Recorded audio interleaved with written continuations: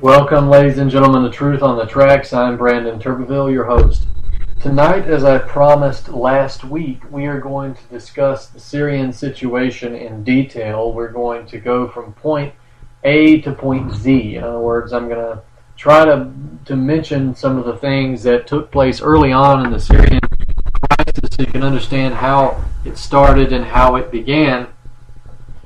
And we're going to move forward so we can talk about the initial destabilization. We can talk about the nature and role of ISIS and Al-Qaeda and the whole situation, and of course the bombings that are taking place now, who controls these groups and to what ends, maybe what we should expect here in the future.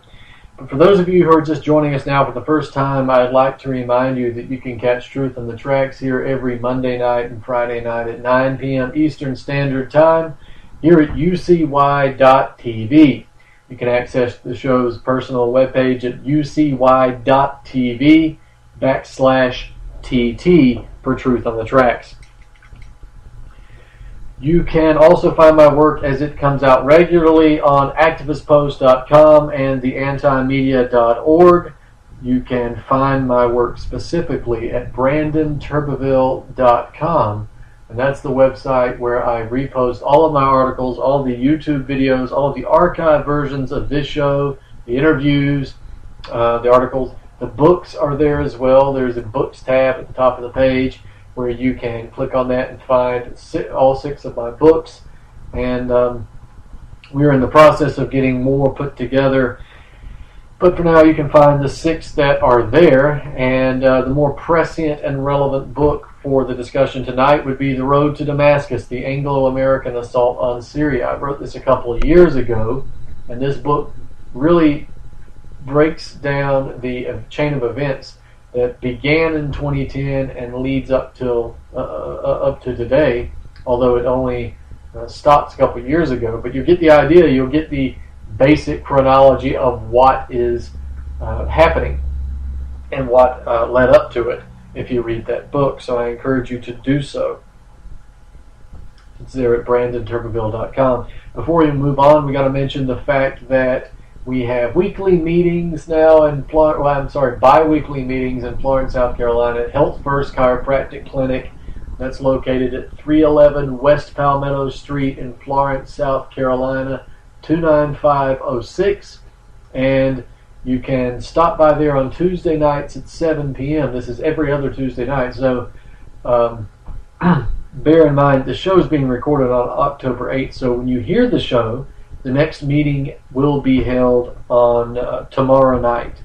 In other words, tomorrow night at 7 p.m., Health First Chiropractic Center, Florence, South Carolina, 29506. That's 311 West Palmetto Street. If you Google them, you can find their phone number, give them a call, like them on Facebook, and they can give you directions or whatever else you need. So tonight, what are we going to get into? ISIS, Syria, all of this stuff. We got to start at the beginning. Now, the beginning goes back further than 2010, but for all intents and purposes, this is when the violence, the protests, the riots, this is when all of this took place. So we've got to start there.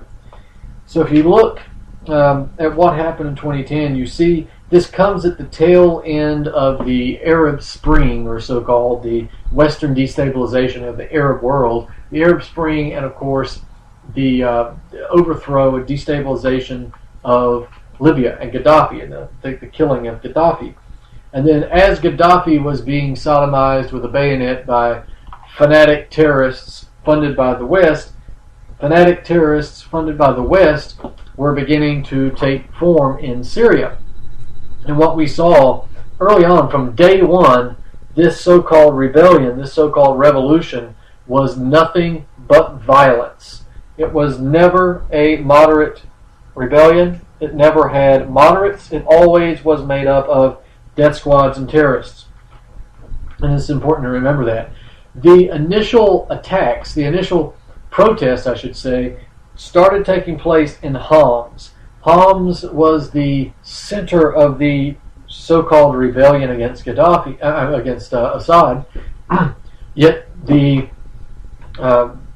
protest didn't involve hippies smoking pot and wanting to camp out in the park. What it involved was snipers on the rooftops of buildings and homes. Not only did they shoot police and shoot military soldiers, they would shoot at men, women, and children indiscriminately. They would shoot at men on their way to work, women on their way to the market. They would shoot at little children on their way to school. It didn't matter. They were killing everyone.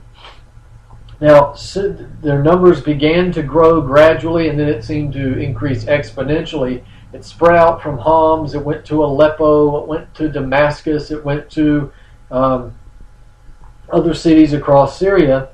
And what happened was that these terrorists, it was found, most of them, the overwhelming majority of them, were not Syrian. They were coming from other countries being Saudi Arabia, being Libya, and eventually other countries across the world. Right? They've come from the United States, they've come from Britain, they've come from Australia, they've come from Chechnya, Russia, all these places, Asia as well. So the death squad's operating there. This is not a rebellion. You can't rebel against something that's not even in your country. This is an invasion, or it was an invasion, it still is. So it's important to remember all of that. Now, the evidence for this. We got to look at some of the evidence for who was involved in this situation early on. A lot of the death squads and terrorists who were being brought into Syria from Libya, remember, were Libyan Islamic Fighting Group. This guy, Belhaj, the leader of the Libyan Islamic Fighting Group, and became one of the leaders of Libya after Gaddafi was killed. Belhaj was Al-Qaeda. Belhaj was a terrorist. Belhaj actually was a member of a victim of the U.S. torture camp in Guantanamo. And of course, you know when you go into the U.S. torture camps, there's only two ways out: a body bag or with marching orders. There is no other way out of the torture camp. So he had his degree in terrorism from the U.S. torture camp system, the terror college. But we had other individuals as well who were early on helping to organize the death squads inside Syria. And one of these individuals would be Robert Ford, the former U.S. ambassador to Syria. Robert Ford, of course, is the protege of John Negroponte of death squad fame in Central and South America, or at least Central America. Negroponte, of course, ambassador to Honduras from 1981 to 1985. And as he served in that post, he was instrumental in supporting and overseeing the Nicaraguan Contra killers, the death squads there, who were based in Honduras, but they committed terrorist acts in Nicaragua, in Honduras, and El Salvador, and a number of other places. Negroponte moved over to Iraq in 2005, where he did the same thing, where he organized death squads to engage in religious attacks against Sunnis and Shiites, to draw the Sunnis and Shiites in against each other. He formed groups of death squads of Kurdish death squad fighters and Shiite death squad fighters to attack the Sunnis. This is the same thing he did in Central America, but essentially it broke the resistance. The unified resistance against the American occupation and invasion was broken because of Negroponte's use of death squads. So this is what's come to be known as the Salvador option, and we'll get into that soon.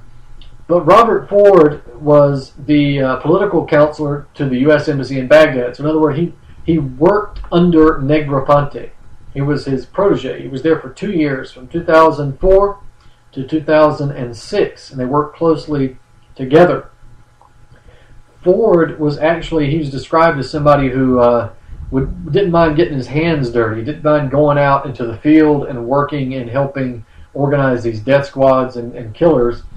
And that was indeed his job in Iraq, which was helping to make contacts with these people and developing and maintaining relationships with them for other purposes and other terror campaigns. It was also his job in Syria. So the idea here, let's continue talking about Robert Ford. Robert Ford was so open in his support for death squad fighters that the Syrian people were aware of this, and some people might be surprised that people in a third world country like Syria know much more about politics and geopolitics in the entire world than you know about your own federal government here. You'd be surprised how ignorant you are as an American on so many issues. If you looked at geopolitics, if you explored other cultures, you'd find that this is probably a culture that revels in its own stupidity. And that was created by design. But the Syrian people were well aware that Robert Ford was instrumental in stoking a lot of this violence against Assad and their government. And when his convoy was riding through town, meeting with some of these death squads, the Syrians attacked his cars. They busted windows and all that in his cars. He had to retreat. So he actually drew a bit of international attention to himself by doing that. He was driving around the country at will, meeting with what he called protesters, but were actually terrorists and death squad fighters, and to the point where the Syrian government actually had to pose travel restrictions on him, and he had to limit his travel. But he still kept slipping out of his restricted areas and going to meet with the death squad. So that's a perfect example of one of your death squad agents. Sometimes being a diplomat can be quite the cushy life, but sometimes it requires mobilization, and the position of American ambassadorial staff and diplomatic staff can sometimes be used for very nefarious means, not just contact with the government. So got a couple articles up on that I can source. If you want to read more about Robert Ford, it's called Syria Under Attack by Globalist Death Squad Experts. And we also have State Department Conducts Secret Visit with Death Squad Leader in Syria. And that is the Robert Ford meeting with the Death Squad leader there, the Abdul Jabbar Oqaidi, the head of the Aleppo Military Council, who thanked Robert Ford for the shipment of 65,000 MREs and other non-lethal aid. Now, if you believe for a second that we only ship them non-lethal aid, then oceanfront property in Arizona I'd like to sell you. But that meeting took place on May 9th, 2013, and this Death Squad rebellion had already gone underway for about 3 years. But Robert Ford, in this meeting on the Turkey-Syria border. Now, that tells you right there, again, that all this, that the United States was involved very early on. We'll go further back in a minute. But the MREs that Ford was discussing with Oqaidi was a part of an additional $10 million of an aid package given to the death squads by the U.S. government. Right? John Kerry announced in April of 2013 that the U.S. would donate $123 million to the death squads. Of course, they don't have money for food stamps. They don't have money for unemployment insurance. They don't have money for anything. But if you want to kill people abroad, then you've always got money for that. That always comes out. So there is that. So Robert Ford is an example of someone who was acting as a death squad expert, a death squad funding expert. So let's go back briefly a little bit further and talk about some of the plans that were hatched early on to destabilize Syria. We've got a quote from an article written by Seymour Hersh, the famous journalist, in The New Yorker. It's called The Redirection. And you can go look at this. It's in a lot of my articles, but you can pull up the whole article. I always link to it. Tony Carlucci quotes it a lot. But this is Seymour Hersh, and I'll just read briefly the quote. It says, "To undermine Iran, which is predominantly Shiite, The Bush administration has decided, in effect, to reconfigure its priorities in the Middle East. In Lebanon, the administration has cooperated with Saudi Arabia's government, which is Sunni, in clandestine operations that are intended to weaken Hezbollah, the Shiite organization that is backed by Iran. The U.S. has also taken part in clandestine operations aimed at Iran and its ally Syria. A byproduct of these activities has been the bolstering of Sunni extremist groups that espouse a militant vision of Islam and are hostile to America and sympathetic to Al-Qaeda, end quote. So these extremist groups that espouse a militant vision of Islam and are sympathetic to Al-Qaeda, that is what the death squads are. That is what the Syrian rebellion is. It is hostile fanatics. These are terrorists. Now keep in mind, that article was written in 2007.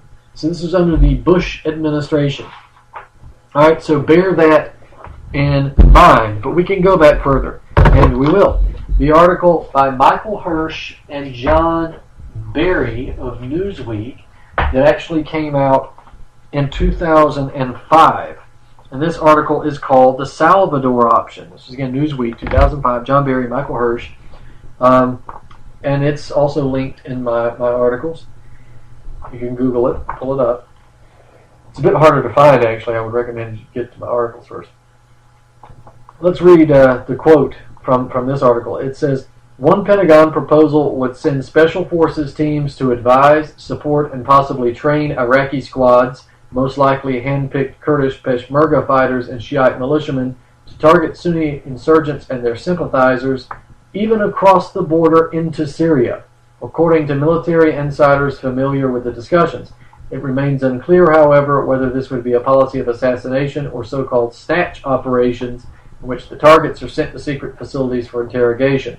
The current thinking is that while the U.S. Special Forces would lead operations in, say, Syria, the activities inside Iraq itself would be carried out by Iraqi paramilitaries. So that's 2005, those articles there. We can also talk about the French Foreign Minister Roland Dumas. He said in 2011, 2011 was the report, I believe. I'm sorry, the 2013 was the report. So he was doing an interview with, I believe, what is the organization here? French television program. It was LCP, I believe. And Dumas says, I want to tell you something. Roughly 2 years before the hostilities started in Syria, I was in England for other things, not related to Syria. I met with English officials, and some of them who are my friends admitted to me by asking my opinion that they are preparing something in Syria. This was in England and not in the United States. England was preparing the invasion of the rebels in Syria. They even asked me, as a foreign minister, former foreign minister, whether I would participate in this as it, of course, I said otherwise. I'm French. It does not interest me. This is to say that the operation comes from far away, from Syria. It was prepared, conceived, and organized. He gets interrupted, of course, by the interviewer. He says, what purpose? And Dumas says, I will tell you, in the simple purpose of removing the Syrian government, because in the region, it is important to know that the Syrian regime has anti-Israeli remarks. Consequently, everything that moves in the region around, judging the confidence of the Israeli prime minister who had told me a while ago, we will try to get along with the neighboring states, and those who don't get along, we will take them down. It is a policy. It is a conception of history. Why not, after all? But we need to know it. So that is the French foreign minister saying that this rebellion, this death squad invasion, was organized outside of Syria, imposed upon Syria, and planned years in advance. So, and by the way, he says it took place in 2011, so that would be about when it started. But these things take much more time to implement. They don't just pop up. So we've also got WikiLeaks. I'm not a fan of WikiLeaks, but here we have these leaks, and we have the fact that U.S. money for Syrian opposition figures, Syrian death squad figures, began flowing under President George W. Bush after he effectively froze political ties with Damascus in 2005. The financial backing has continued under President Obama even as his administration sought to rebuild relations with Assad. Well, they didn't seek to rebuild relations with Assad. They stuck Robert Ford over there. That's not rebuilding relations. That's destabilizing a country. So we have that as well. That's an article by Craig Whitlock entitled U.S. Secretly Backed Syrian Opposition Groups, Cables Released by WikiLeaks Show. And I believe that was, if I can get this article for you. Actually, I cannot. I think this may have been the Washington Post. Yes, the Washington Post. So you should be able to pull that up. And of course, we have the fact that reported by the AFP in 2001, U.S. trains activists to evade security forces. This is an admission that the United States was preparing. Again, this is 2001, and it says the chief U.S. diplomat has had protests in Egypt and Iran, fueled by Facebook, Twitter, and YouTube, reflected the power of connection technologies as an accelerant of political, social, and economic change. U.S. government, Posner said, has budgeted $50 million in the last 2 years. This is 2001, so 1998, 1999, or 2000.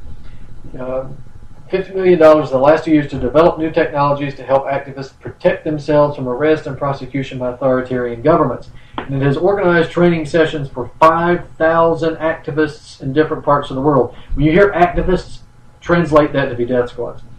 A session held in the Middle East about 6 weeks ago gathered activists from Tunisia, Egypt, Syria, and Lebanon who returned to their countries with the aim of training their colleagues there. They went back, and there's a ripple effect. Later on in the article it says, the new technology has not yet been made available to pro-democracy campaigners, death squads, but it will prove useful in places like Syria, where the authorities simply go out and arrest activists who use their mobile phones. All right, so there we are. Now, the idea that the funding of these things, I guess we can point back to the fact that the United States has openly funded and owned Al-Qaeda for many years, right? 1970s, late 1970s, we have Zbigniew Brzezinski involved in the creation of Al-Qaeda. He was the architect of Al-Qaeda. You can go see that on YouTube. You can go read it in the interviews that he's done that's posted on the internet, where he tells the Mujahideen that this is your war. It's a holy war. And that they created this to draw the Russians in, not to just fight the Russians and drive them out of Afghanistan. So all of this is there. But we're going to talk about the roots of ISIS. Before I get on to Al-Qaeda, I guess I should point out that ISIS and Al-Qaeda and the FSA, they're all the same thing. So let's talk about that first. All right, so here we are in the Syrian crisis, and we've got to figure out what is this moderate opposition, right? The idea that there is a moderate opposition is a fantasy. It is a tissue of lies. It is garbage. There is no moderate opposition in Syria. We have articles here from New York Times, but we'll get to that in a second. But we know for a fact, as I just mentioned, in 2007, 2005, 2001, 1999, that these plans were in the mix. But in 2013, as the Death Squad fighters were raging across Syria, this is April 2013 in the New York Times, an article written by Ben Hubbard. Ben Hubbard says, here, I'll read you this. In Syria's largest city, Aleppo, rebels aligned with Al-Qaeda control the power plant, run the bakeries, and head a court that applies Islamic law. Elsewhere, they have seized government oil fields, put employees back to work, and now profit from the crude they produce. Across Syria, rebel-held areas are dotted with Islamic courts staffed by lawyers and clerics and by fighting brigades led by extremists.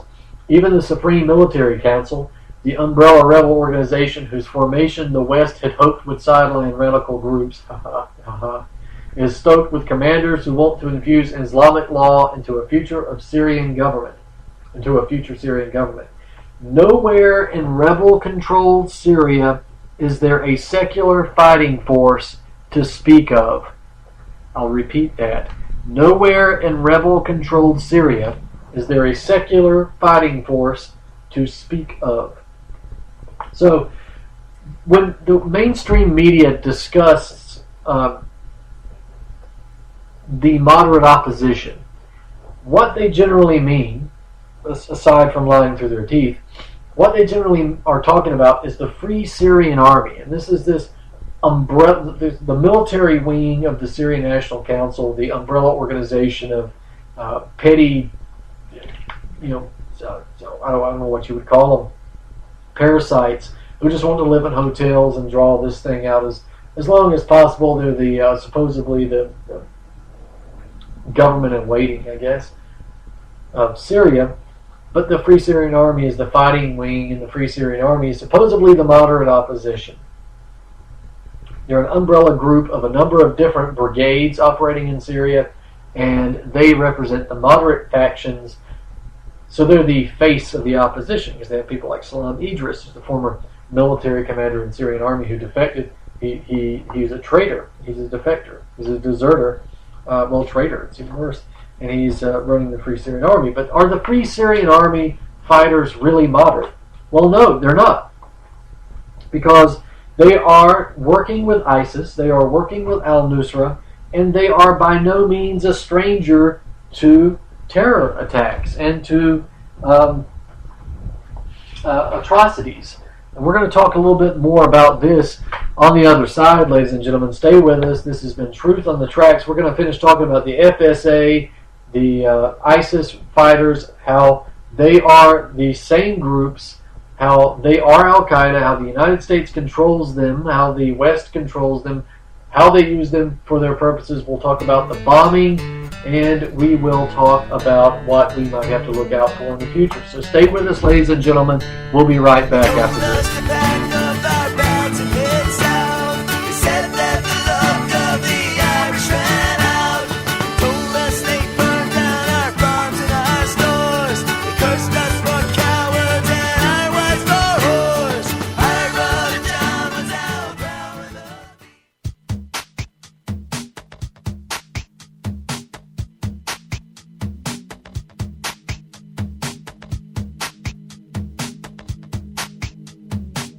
What we have seen from our partners in the region is a willingness to join with us in this effort. And the President believes it's important to strike while the iron is hot here and begin to ramp up this program as soon as possible, particularly now that we have willing commitments from regional governments whose cooperation is essential to this program's success. The goal here is to ensure that we have, or that there is, a fighting force on the ground in Syria that can take the fight to ISIL in Syria. The President has ruled out the use of American combat troops for that purpose. So the alternative is to enhance the capacity and capability of Syrian opposition fighters so that they can take the fight to ISIL in their own country. And we do have willing partners. Saudi Arabia, as you know, has already announced a willingness to host some of these training operations at least. And this administration wants to work closely with regional governments and other allies who have made commitments to assist in this effort. And so we're eager to get this program up and running, and that's why we are hoping and pleased to see bipartisan support for giving the administration this authority before the end of the week. The thing that's important to understand is that we want to try and do this in an integrated way that is as efficient as possible. That we don't just sort of want people to announce one-off commitments without making sure that they are announcing those commitments in a coordinated way. That we want to make sure that we have all the boxes checked in terms of what our needs are. This is a very difficult situation, but the interest that many of these governments in the region is even more substantial than the interest of the U.S. government. But that is why it is so critically important for this international coalition to be built. And it's why it's important for people all around the world to understand that this is not a case of ISIL being dug in a fight against the United States. The international community is mobilizing to take the fight to ISIL because of the terrible nature of their acts and because of their nihilistic vision. 57 years ago, Harvard professor Henry Kissinger came on Face the Nation to talk about a new book. Well, he has another new one, World Order. It's his 17th. And when we asked him about the threat from ISIS when he stopped by earlier, he said we should have already hit them hard.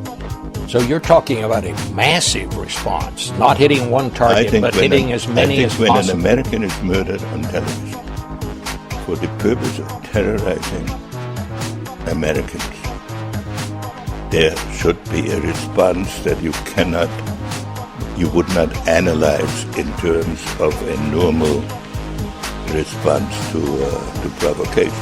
So something has to crystallize out of this violence, and it won't happen without our leadership. We cannot do it all by ourselves, but we can make clear that certain tactics will be strongly resisted. I want to ask you about Russia. Has the Obama administration talked to you or sought your advice on Russia? Because to my way of thinking, nobody probably knows Putin as well as you do. It depends how you define the Obama administration. Yeah, are you surprised the CIA estimate is now 15 to 30,000, maybe 31,000 ISIS fighters? I think a lot of the time they're just grabbing numbers out of the air. I think that's one of the reasons we see those numbers jump around so much. But it could be 30,000. Tomorrow it could be 15,000. I think the question here is not about a permanent army of 30,000 troops. It's about people who are attracted, who may become disillusioned, who may leave. It depends very much what's going on the battlefield, and to some extent even what's going on in social media. I think, we are seeing, for instance, now some British jihadis who are with ISIS who are saying they want to go back to England, but they're afraid that if they go back they'll be prosecuted. So I think it's going to be a very fluid kind of situation. Well, what do you think, Philip Mudd, because you've studied this as well. What I've heard is that they're recruiting leftist Sunnis, disgruntled Sunnis who hate the Shiite regime in Baghdad, and they're getting these numbers in part because they have a lot of money. Sure, but we're confusing two questions here, Wolf, and I think the president confused them a bit last night.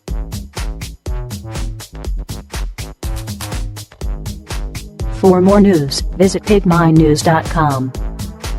This is Ozzy Skateboard, and you're listening to UCY.tv.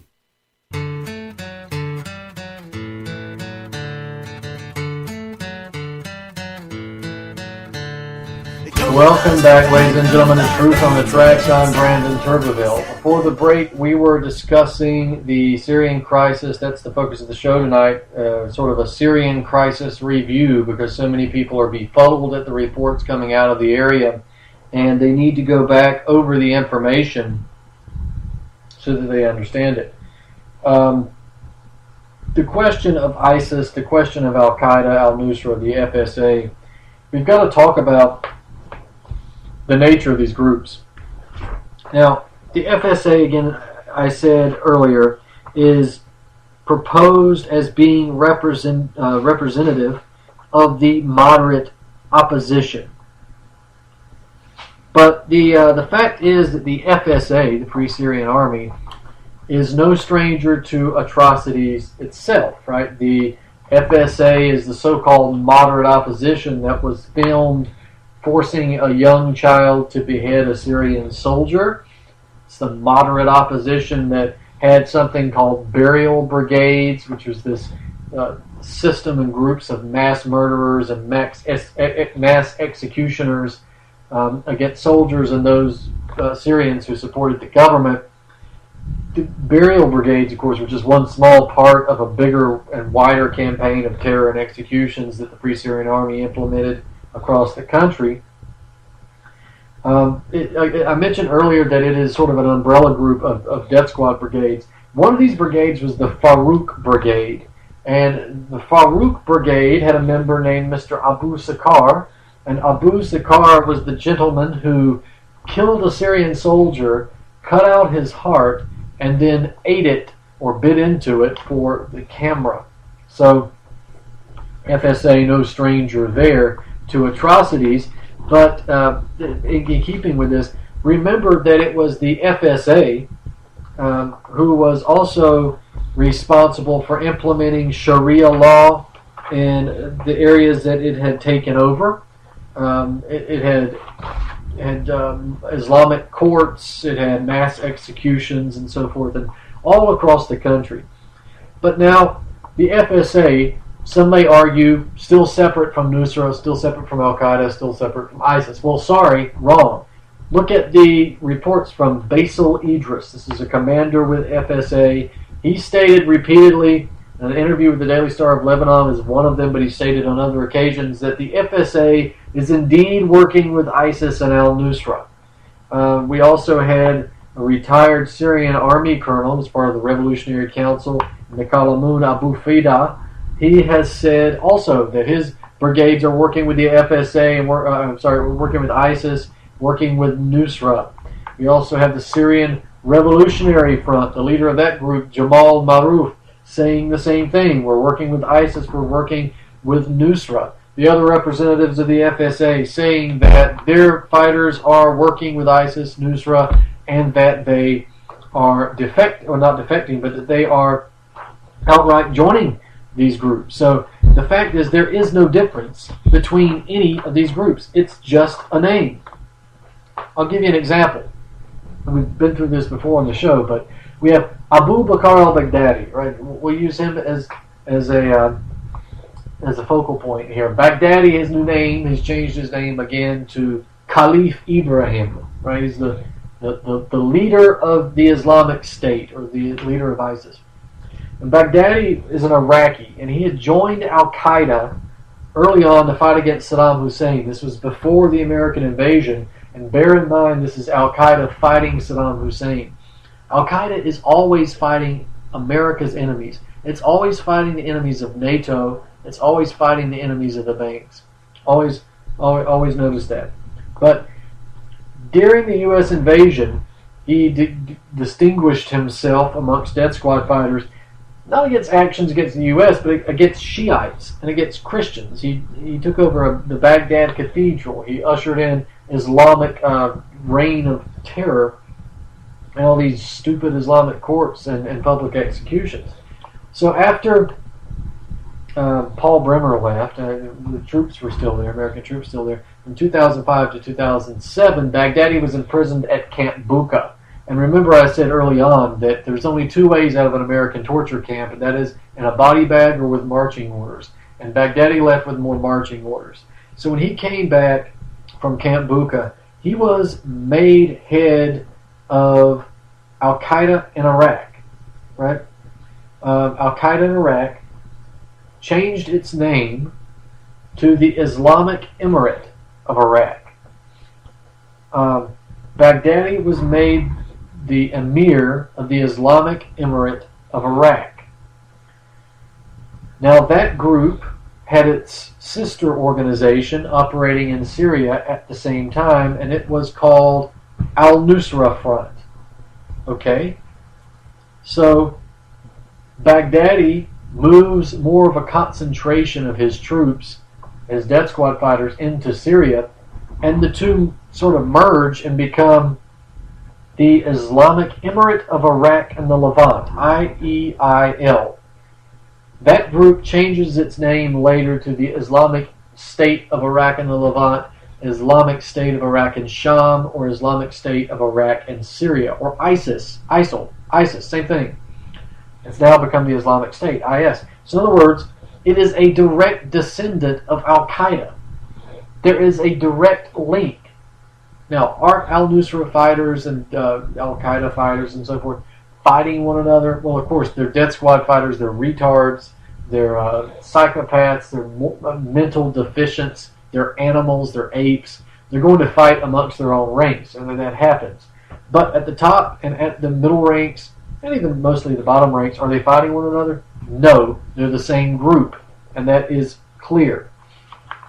Now, interestingly enough, we can also mention the fact that when the Syrian military caught an ISIS fighter, he asked them why they were shadowing the Free Syrian Army, and he says the fighter says he doesn't know. He's asked who gave him the orders, and he responds, Prince Abdul Rahman al-Faisal. That's Abu Faisal, right? That's what he's known as. That is the Saudi prince of the Saudi royal family.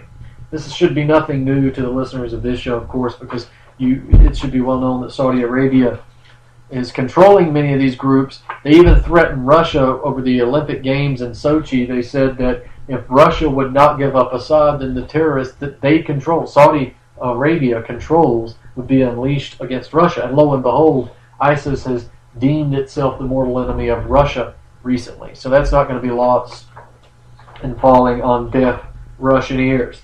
But so there we have that. Now, how are they used? Well, just to give you an example, the death squads, of course, fighting against Assad. They fought against Libya. They fought against Saddam. They tried to fight against Iran, but that was crushed. So the death squads are fighting against Assad. Here's a good example of the convenient nature of how they interact. And of course, look at the James Foley beheadings and the Sotloff beheadings, and I think the Haynes beheadings. The United States is considering invading or engaging in targeted airstrikes in Syria, and conveniently there is a Sotloff Foley beheading. It's fake. You look at the video, it's fake. Done articles on it. Then there's the Sotloff beheading. Fake. Done articles on it. But it's good propaganda and it works, right? It gets public opinion, or for those who are paying attention, gets sort of the warmonger crowd, the mentally and morally damaged crowd of Americans, all up in arms.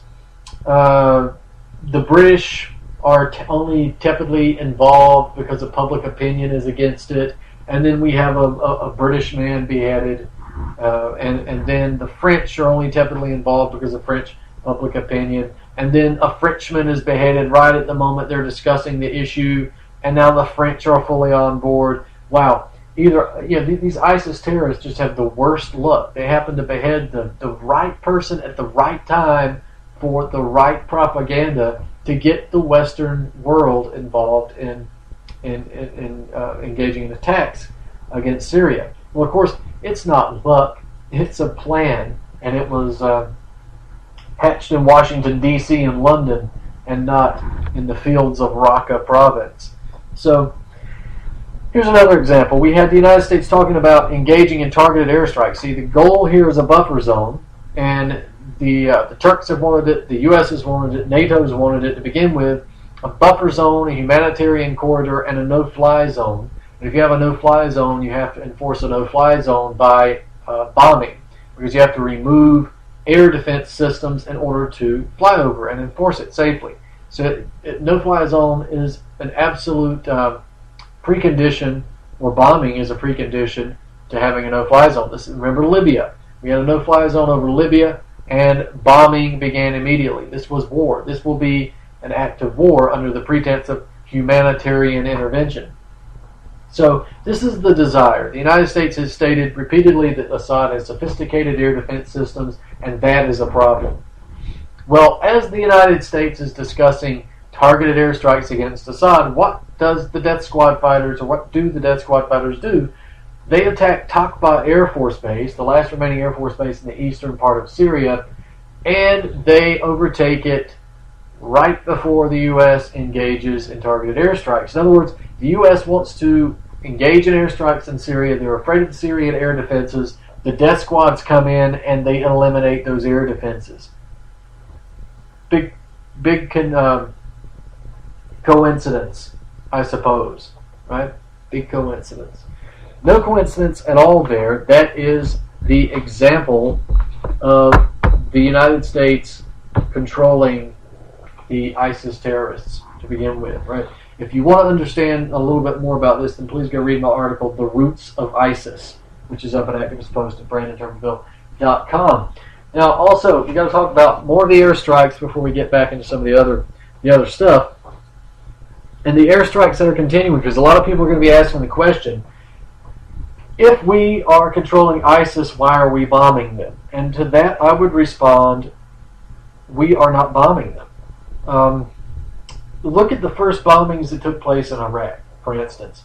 The story was that we had these Yazidi people who were chased up a mountain by ISIS, and they ended up at the top of the mountain, and they couldn't come down because they would get slaughtered by ISIS.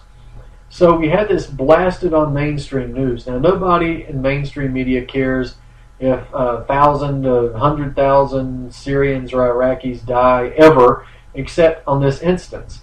And on this instance, it was blasted across television, and our hearts went they just melted. Our knees went weak, and of course, it's very real. The danger these poor people were facing, very real. I don't mean to make light of that. But then the American military, good old Marines and the Air Force come in to save the day, as they always do, to protect the underdog and fight for democracy and hand out candy to kids. They come in and they start bombing the ISIS terrorists and save the Yazidi people, right? Wrong. The United States did not bomb around Mount Sinjar. They engaged in reconnaissance. They dropped humanitarian aid, which actually missed the mountain and went down underneath, so the death squads got all of it. The place, Mount Sinjar, that these people were trapped on is in the central east of the country. The bombing took place in Erbil. Erbil is in the east of the country. Erbil houses the oil rigs and the oil headquarters and operations for Exxon and BP and Shell and a couple of other major Western oil companies. So what was happening was that the ISIS fighters were getting too close to the oil facilities, and being animals, you can only control them so much by directions. So they were bombed. They protected the oil facilities, but the Yazidi people were left to die. What saved the Yazidi people were actually Syrians. Syrian Kurds, in tandem with Iraqi Kurds, fought through death squad battle lines and rescued these people, pulled them out, made a human chain and got them out of there. Not the Marines at all. The Marines and the U.S. Air Force were too busy protecting oil companies and interests of bankers, as they always have. So we also have the airstrikes in Deir el-Zor. The airstrikes in Syria, now these are interesting. The airstrikes in Syria aren't targeting ISIS fighters, they're targeting Syria. Remember when the question to arm the moderate cannibals came up in Congress, and Justin Amash, I'm not a big fan of him, but Justin Amash says, this is not a plan for destroying ISIS, this is a plan for destroying Assad. He was exactly right, because they're bombing oil refineries. For instance, look at Deir el-Zor.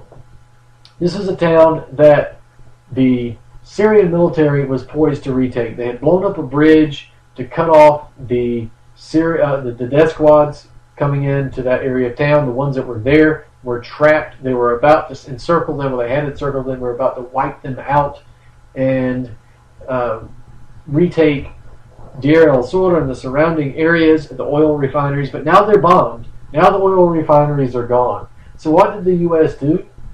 They found an area that the Syrian government had fought long and hard to retake, and right before they retook it, they destroyed all of the infrastructure, all of the oil that the Syrian government would need by retaking it.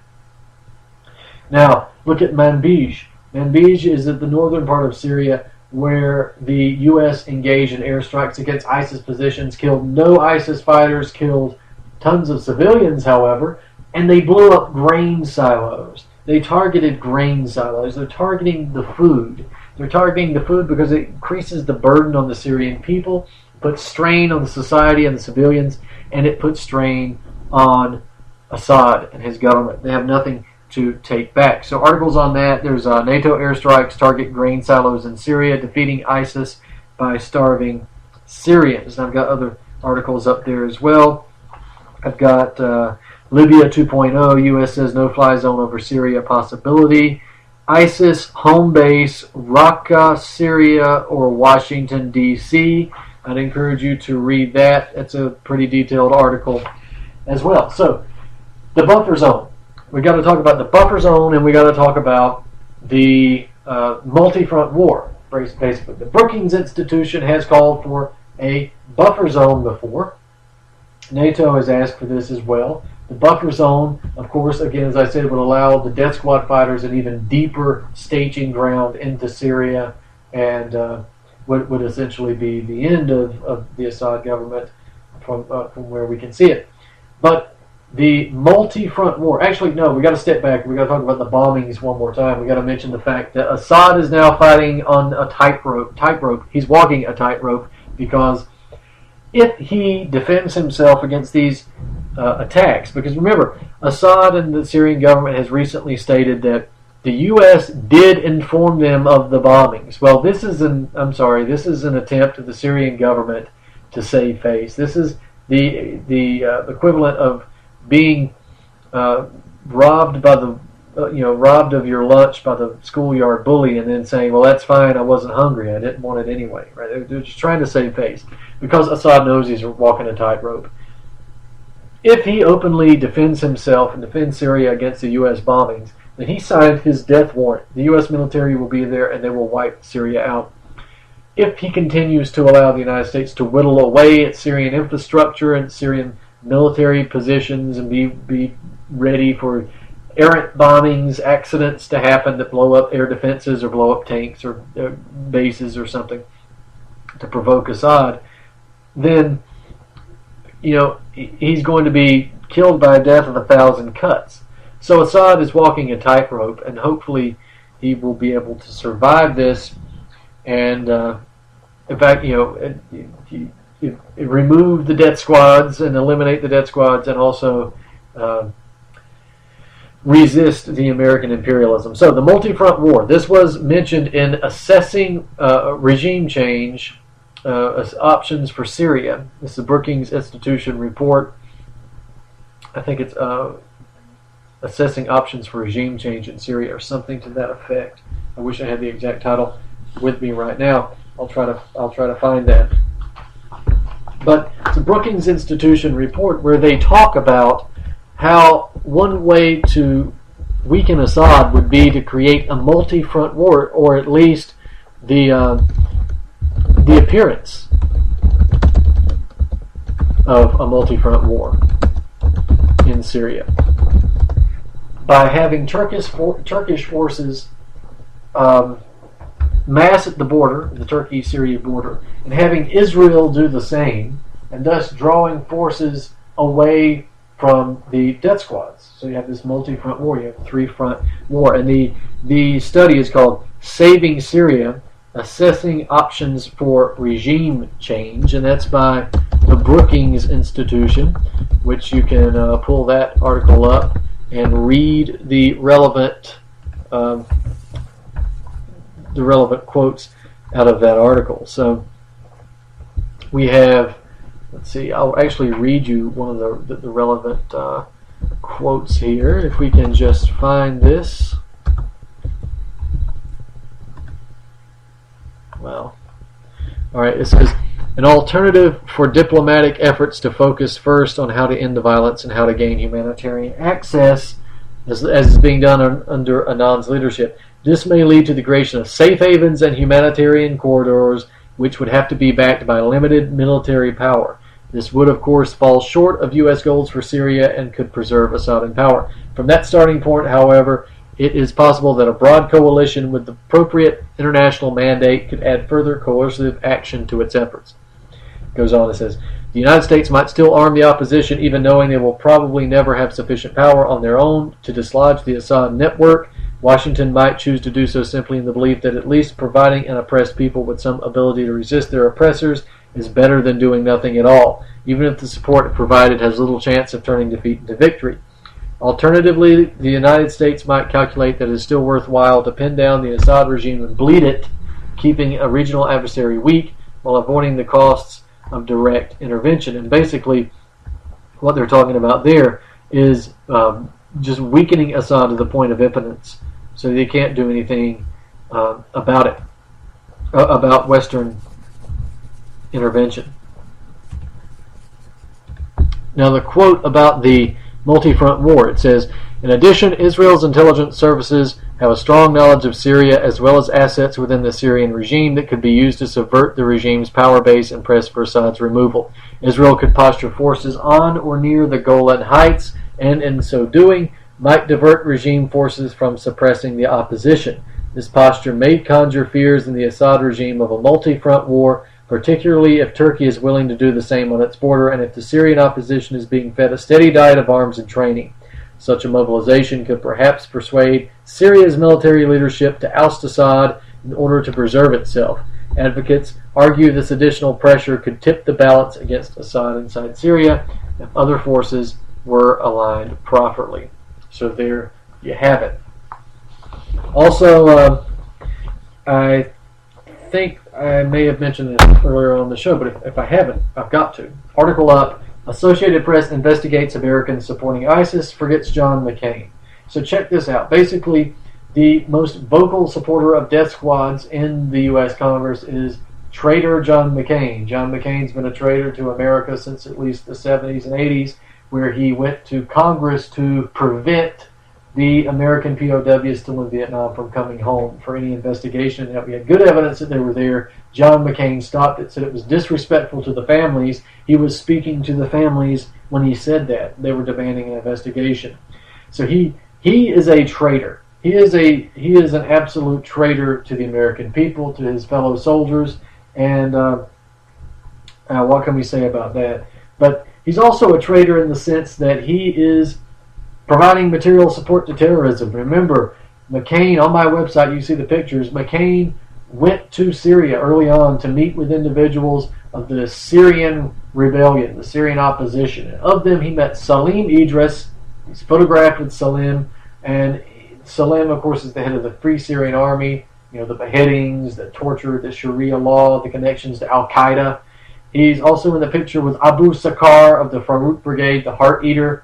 And he's also in pictures with Abu Bakr al-Baghdadi, the leader of ISIS. John McCain is in a picture with the leader of ISIS, and at the time of the picture, Baghdadi was wanted by international counterterrorism organizations, the U.S. government, and so forth.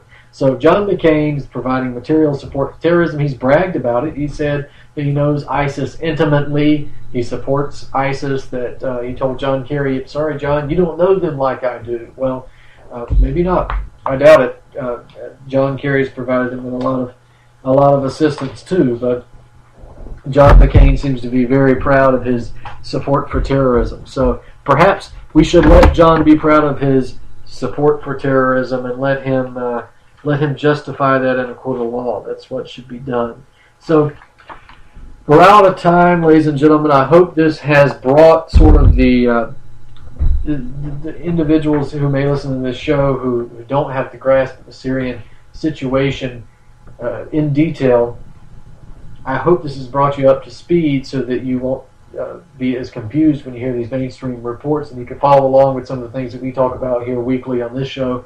And I would encourage you to get my book, The Road to Damascus, The Anglo-American Assault on Syria. I'd encourage you to go to Google, type in my name, Brandon Turbeville, activist post, and if you have any questions about the Syrian destabilization, the Syrian crisis that we didn't cover, then put those in as keywords along with my name and activist post and see what comes up. You might find that I've covered that and have answered the question. If not, then I would recommend Tony Carlucci of Land Destroyer, Mimi Al-Laham, Syrian Girl. She has her own blog, and she's on YouTube a good bit. They're great sources, and of course Syrian Perspective is a great source as well. I'd recommend all of those. So, ladies and gentlemen, we're out of time tonight. Check with us next week. We'll bring more information, hopefully get into things in detail next week as well. This has been Truth on the Tracks. I'm Brandon Turbeville. We'll see you next week.